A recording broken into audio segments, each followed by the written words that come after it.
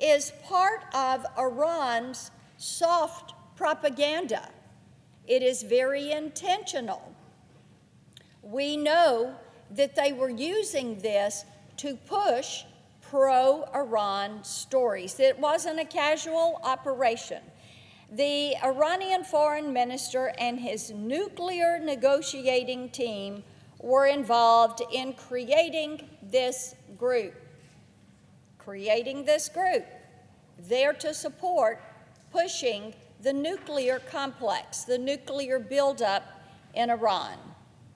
Well, Ms. Tabatabai was a part of the core group of the IEI, as it was referred to, that tight-knit core group. Remember, this is the Iran Experts Initiatives, and from what we can gather, by all accounts, she was very good at her job. We know this because we've now seen emails between the Iranian officials in charge of this propaganda mill boasting about the success of their propaganda mill. And just a few years after Tabatabai made a name for herself pushing propaganda for Iran, the Biden administration invited her to take a seat at the table as part of Robert Malley's Iran nuclear negotiating team. You remember Robert Malley? He was the lead negotiator on the 2015 JCPOA, or as we commonly call it, the Iran nuclear deal. And then in 2021, Biden named him the U.S. Special Envoy to Iran. It was his job to bring the United States and Iran into compliance with the failed nuclear deal. Now, this is a tweet from June of that year sent by a high-ranking Russian diplomat whose job it was to help re-implement this deal. It shows the U.S. delegation at the negotiating table hammering out the details with the Iranians, and that's Ms. Tabatabai on the end in the pink blazer. She was not a background player. She was someone who had a seat at the negotiating table. So, Madam President, for almost 3 years now, I've come to the floor to implore President Biden and his advisors to just pay attention to the blatant information warfare against our country that is being carried out every single day by the new axis of evil: Russia, China, Iran, North Korea.